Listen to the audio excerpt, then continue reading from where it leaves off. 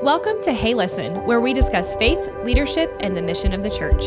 We're so glad you've joined us. Now to today's episode. All right, we are ready for another good conversation. Today we're talking about spiritual habits, those spiritual disciplines. You know, we often think in ministry of those big, especially in kids ministry, big milestone, mountaintop experiences like VBS or camp, but the importance of building those real spiritual habits that we do on a daily basis. Yeah, I think your kids, my kids, remember that feeling you had that one day when your son comes by you and you realize he's as tall as me.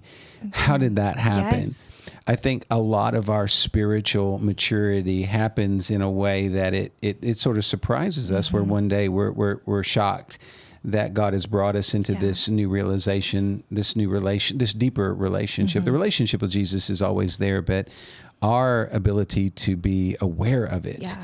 And I think we grow in slower ways. And we can also have big moments. Sure. You know, those big moments you described, usually when we're telling our testimony, there will be those experiences like that we anchor to, and we remember that really helped us take maybe a larger step at any given time in the journey, right?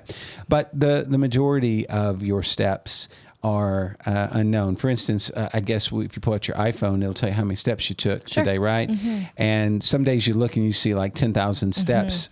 And where did I go? Right. What did I do? Yeah. But that's a lot of traveling around, miles literally, and you don't realize it till the end of the day. I think if we just anticipate that spiritual habits are kind of like that. There's steps we're taking that we're not counting, you know, but the Lord is, you know, He knows and sees, and all of those little steps are going to make a big difference. Yeah. Why do you think maybe we underestimate those small spiritual habits? Well, I think the Bible tells us, was it Jeremiah? Don't neglect a day of small things. Yeah. So the Bible's already warning us that we are liable to underestimate small things, days that seem insignificant, and yet each day has its own set of significances. If we don't have to necessarily at the end of the day be able to sit down and journal. Okay, God, you did this, you showed me that, I learned this.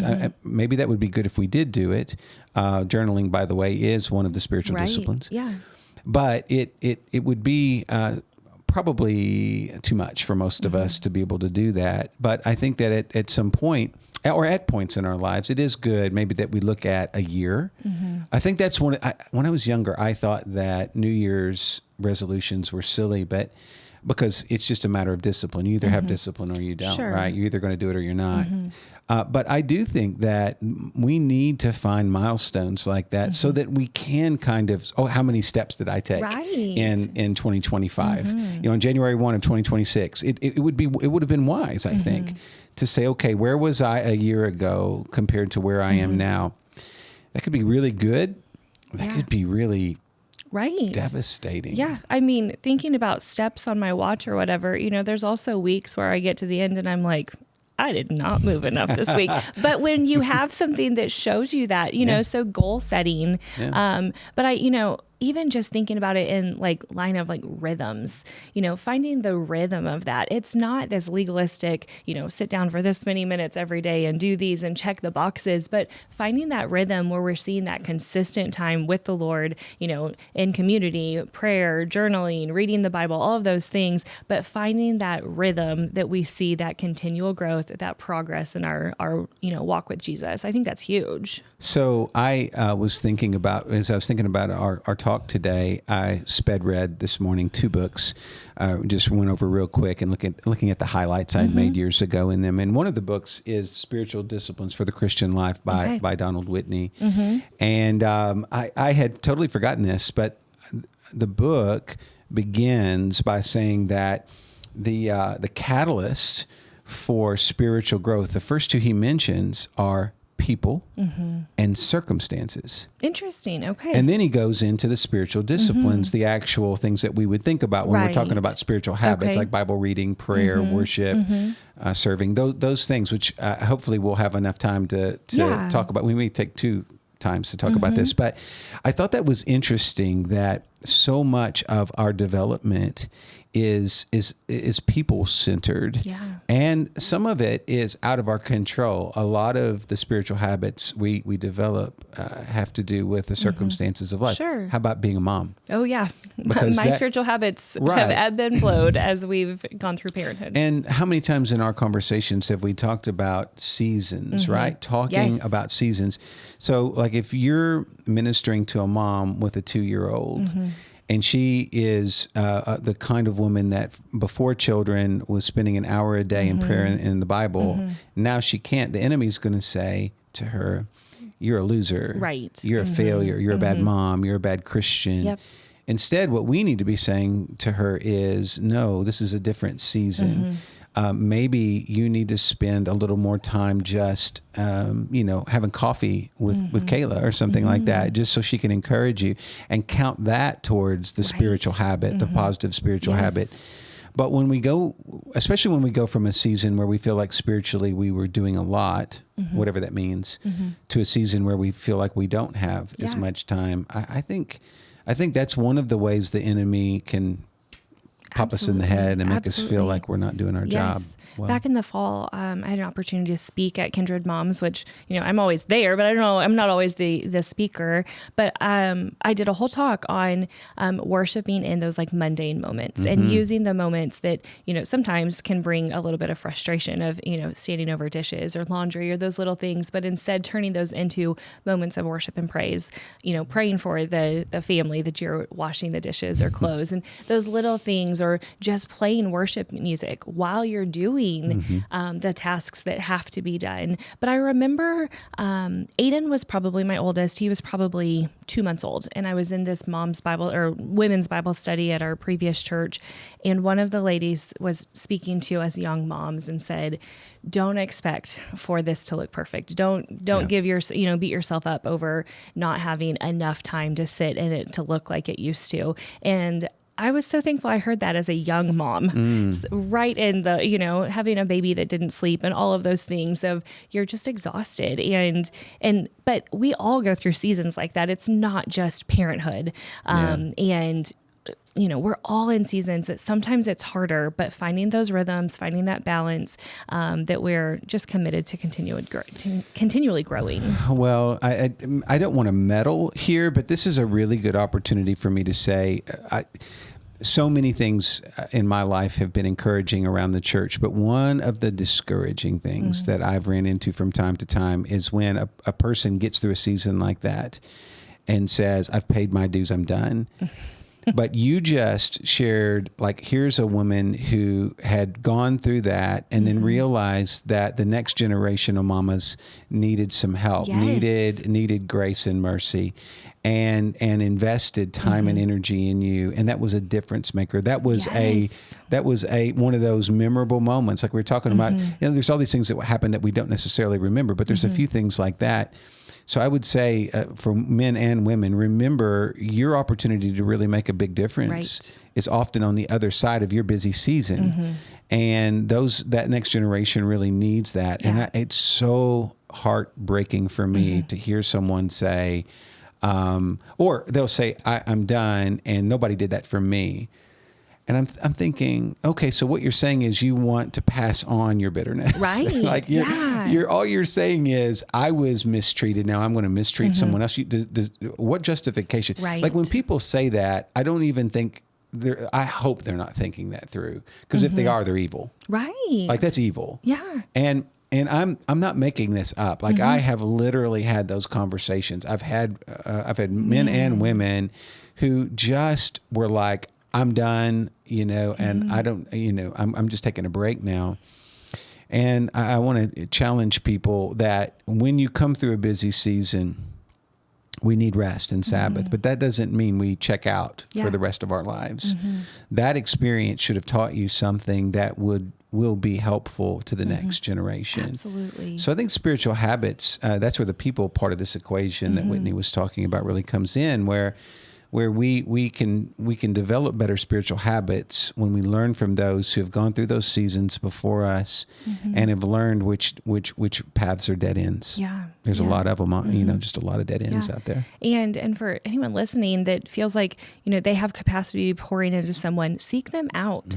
I've had so many conversations with moms, and especially through Kindred Moms. It's such a huge piece of what I do, but saying like, I don't know where to go. Or I've asked ladies to mentor me and disciple me. And, they say they will and then never make it a priority, and just all of those things. And so, we can always be pouring into, a generation behind us, or, even thinking about like our life groups and stuff, like keeping those, the dynamics, the demographics of the group, shake it up a little bit, not just sitting with just your peers. I think that in the church, in Ridgecrest, I've had pleasant experiences here where there are people who seem to be more seekers of things to do for the Lord. You know what I mean? There's some really great servants of the Lord here at Ridgecrest.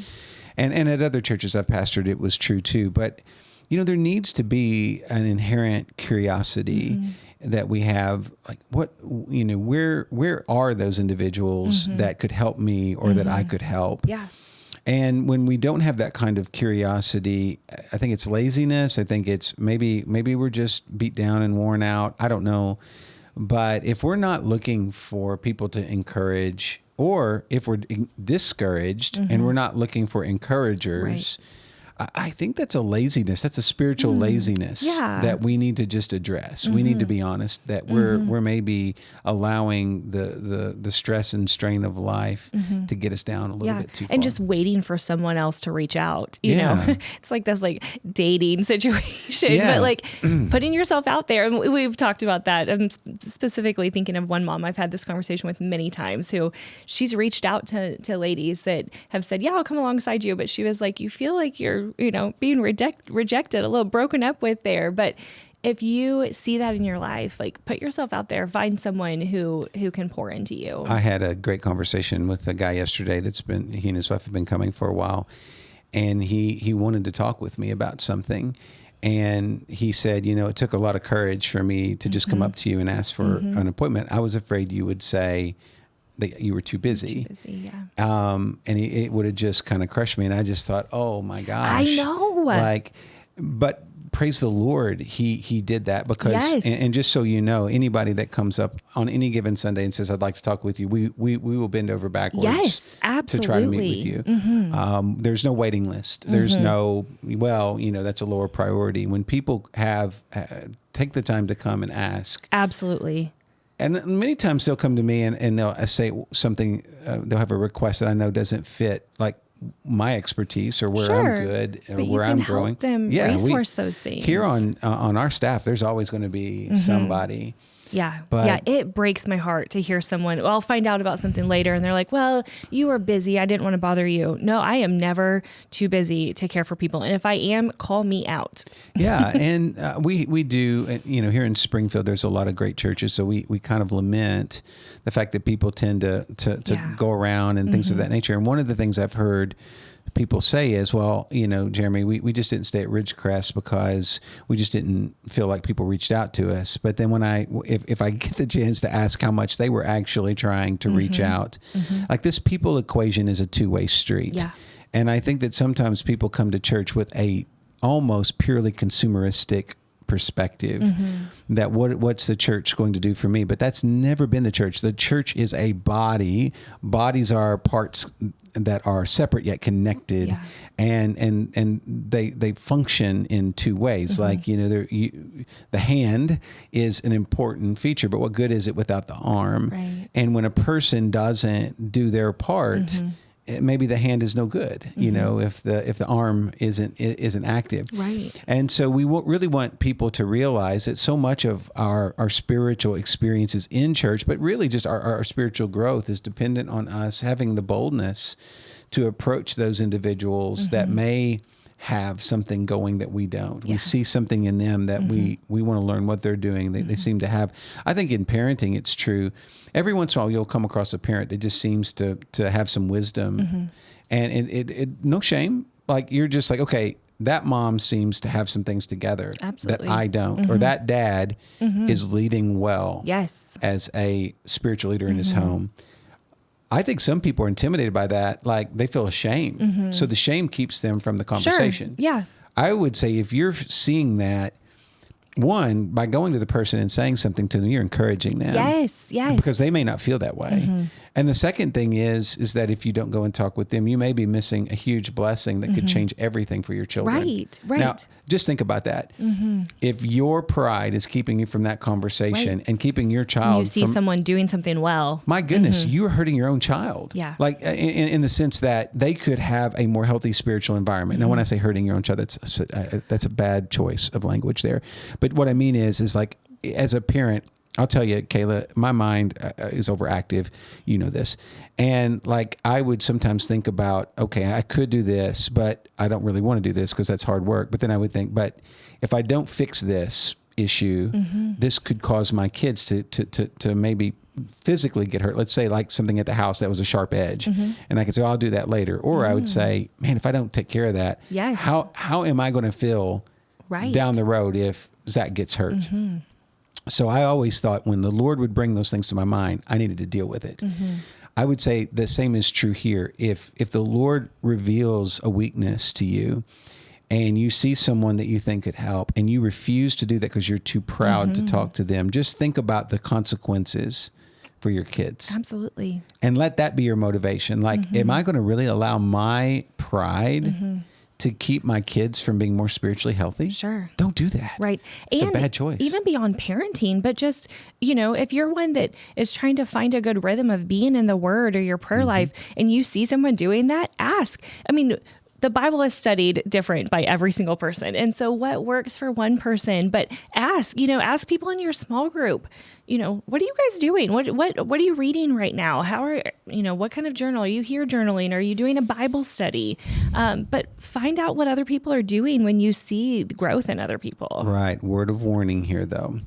I think it's good to seek that out, but don't assume that what they're doing will work for you. Sure, absolutely. So Richard Lovelace, the other book I was going to recommend, Yeah, we do need to talk Dynamics resources. of Spiritual Life. This is I would say it's like a college level, maybe even seminary level work, a lot of history, but very interesting. He has this one little line, it was so pithy, I thought it was powerful. He said, one person's piety is another person's poison. And I thought, wow. You would think that if it's pious, good, holy, that it would just be applicable to all, but it may not be. And I think that sometimes what we'll do is we'll have the conversation with this person who seems to have it all together. And then we try to do that and we realize that it works for them because of their personality type. Or it works for them because their job or family situation is ready-made for that particular discipline. Whereas my family or job situation isn't ready-made for that discipline. So one thing that happens is we do go and have the conversation. We talk to someone, we hear a good idea. We know it's a good idea. We see that it's working for them. And then we know it doesn't work for us and we get discouraged. But I think that's where we would say we when it comes to spiritual habits, we need to be constantly curious and open-minded. And we need to realize that some of the things we're doing right now are really good and should be kept. There may be some things we're doing right now that aren't that good and should be jettisoned. And looking for those other things. How do we have that come to us? Well, we talk to people. Again, the church is about community and different personalities and different skill sets and different sins. My sins are different than your sins. And so all of these things, when we get together, we can start to sort it out. But that takes wisdom and it takes time and patience. And so the spiritual growth of each individual, I wish I could tell you, Kayla, read this book, ABC 1, 2, 3, you're like Jesus. Wouldn't that be great? But job security, it's not that easy. So every pastor has to deal with each person in the church differently. And guide them in a slightly different way, understanding that each individual sheep has its own individual needs. Yeah, absolutely. So we're coming kind of to the end. We're definitely going to have to turn this into 2 episodes, but I would like to talk a little bit about what we do in kids ministry to build spiritual habits. And so a real quick overview kind of our programming, but on Wednesday nights, our kids life, and this is, primarily elementary kids, but we do some of this with preschoolers too, but our kids are broken into life groups. And so kindergarten through 3rd grade, they're all together by the grade. And then 4th, 5th, and 6th are divided, 4th grade girls, 4th grade boys, and so on. But they're doing things at home to prepare for those conversations. And so these are resources that we make in-house.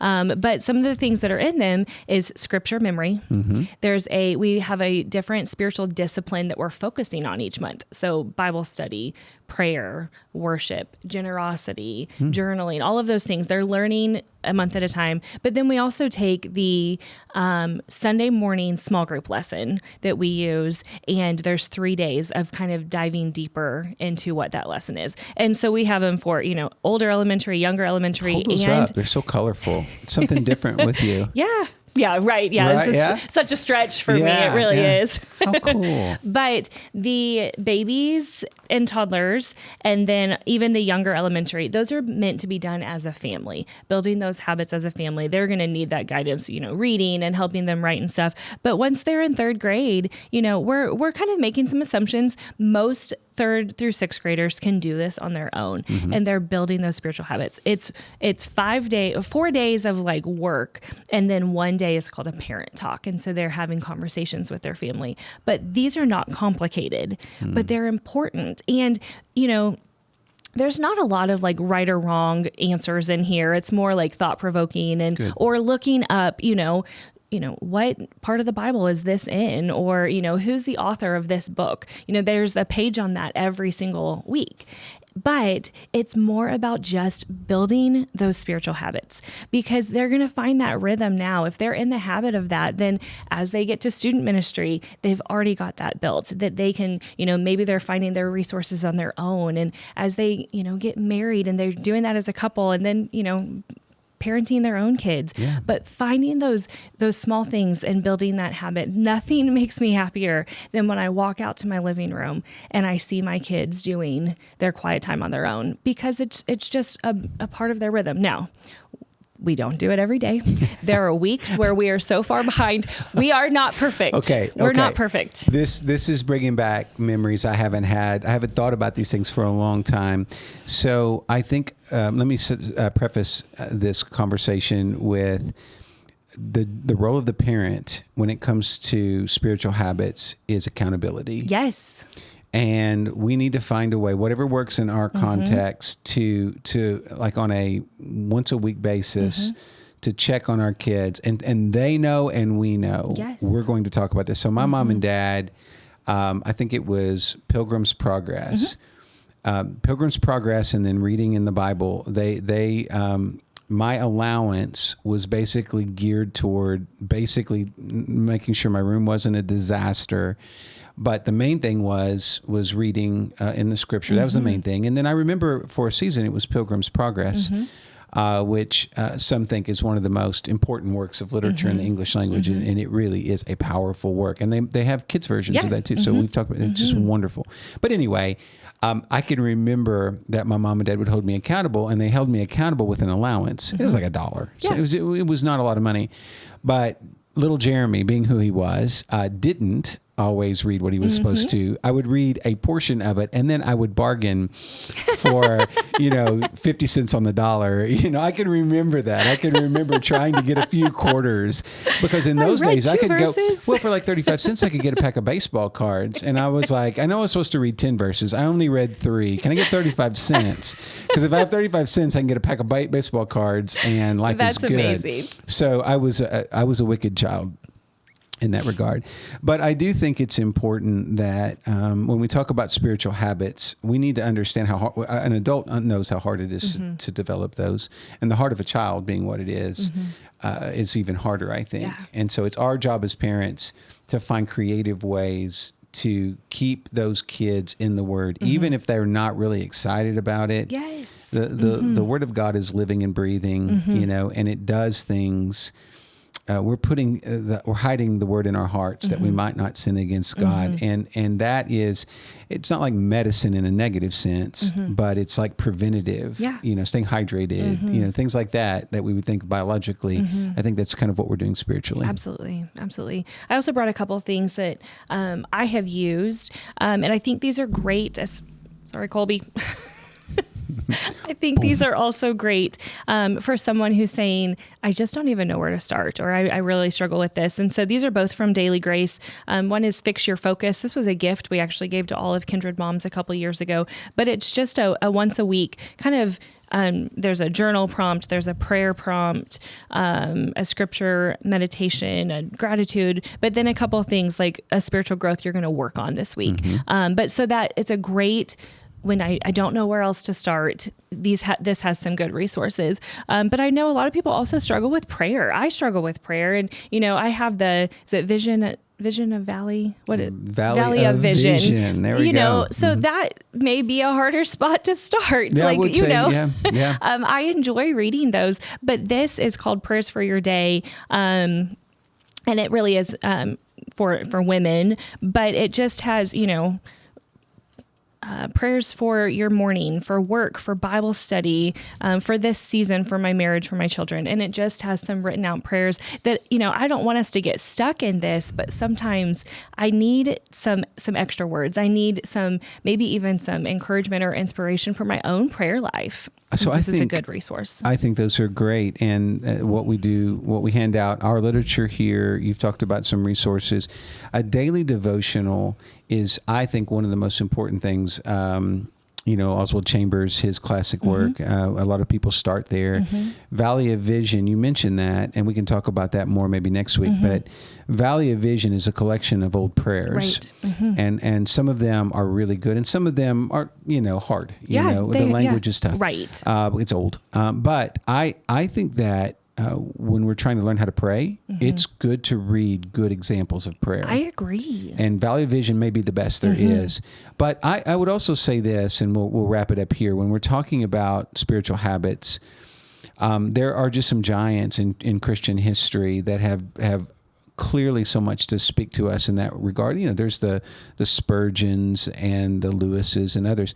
A lot of modern publishers today are coming out with daily devotions where you get a little snippet of their work that's digestible and applicable. Yeah. Like if I tell somebody, go read all this, a bunch of sermons from Spurgeon, they're not going to do that. It's hard to do. But if I say, get this book and every day you're going to read a paragraph that really blesses your heart, you're getting fed by the word, you're getting fed by a great preacher. Yeah. And those are great ways to get a little bit, where you're taking a few bites each day of delicious Christian morsels there. Really good stuff. Thank you again for joining us today. We'll see you next time on Hey Listen.